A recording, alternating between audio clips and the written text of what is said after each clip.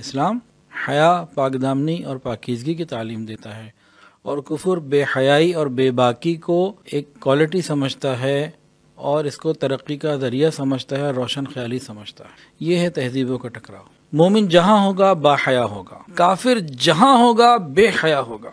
کافر دنیا کی ہر گندی بری چیز گناہ چھوڑ سکتا ہے، مثلا سود چھوڑ سکتا ہے، جھوٹ چھوڑ سکتا ہے، جوا چھوڑ سکتا ہے، اور کوئی گناہ اگر اس میں ہو تو وہ بھی چھوڑ سکتا ہے۔ موسیقی اور زنا، یہ دو کام کافر کبھی نہیں چھوڑ سکتا۔ اور مومن جہاں ہوگا حیا کا علم بردار ہوگا۔ اسلام نے حیا کو ایمان کا حصہ قرار دیا۔ اسلام کے اندر حیا ایک خوبی ہے، ایک صفت ہے، جس کے اندر جتنی حیا زیادہ اتنی خیر زیادہ۔ اور کافروں کے معاشرے میں جس بچے میں حیا نہ ہو تو سائیکیٹرسٹ کو دکھاتے ہیں کہ اس کو کیا مسئلہ ہے، وہ کہتے ہیں شائنس از اے سکنس، یہ تو ایک بیماری ہے۔ ان کے یہاں حیا بیماری ہے، ہمارے یہاں حیا ایمان کا حصہ ہے، جنت لے جانے والا ہے۔ تو یہ دو تہذیبیں ہیں، تہذیبوں کا ٹکراؤ یہاں سے شروع ہوتا ہے۔ تو مومن جہاں ہوگا حیا والا اور کافر جہاں ہوگا بے حیا ہوگا۔ اس کی بنیادی وجہ کیا ہے؟ ہمارا اور کافروں کا نقطہ نظر۔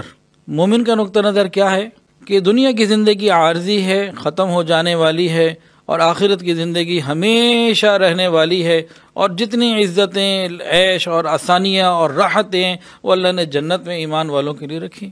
تو اس سوچ کی وجہ سے، اس بنیادی سوچ کی وجہ سے مومن ہر کام میں آخرت کو سامنے رکھتا ہے۔ جو سچا مومن ہوتا ہے، صحیح مومن ہوتا ہے، وہ ہر کام میں آخرت کو سامنے رکھتا ہے کہ اس کام کا نتیجہ قیامت کے دن کیا ہوگا۔ یہ فکر آخرت اس کو سیدھے راستے پہ رکھتی ہے، اور اس کی سوچ مرنے کے بعد کی زندگی کو اچھا بنانے پہ رہتی ہے۔ کافر کا نظریہ کیا ہے؟ جو دنیا ہے بس یہی ہے، آج جی لو، آج مزے اڑاؤ، آج موج اڑاؤ، آج مستی مناؤ، اور آج خوشیاں مناؤ، جو مرضی کرو۔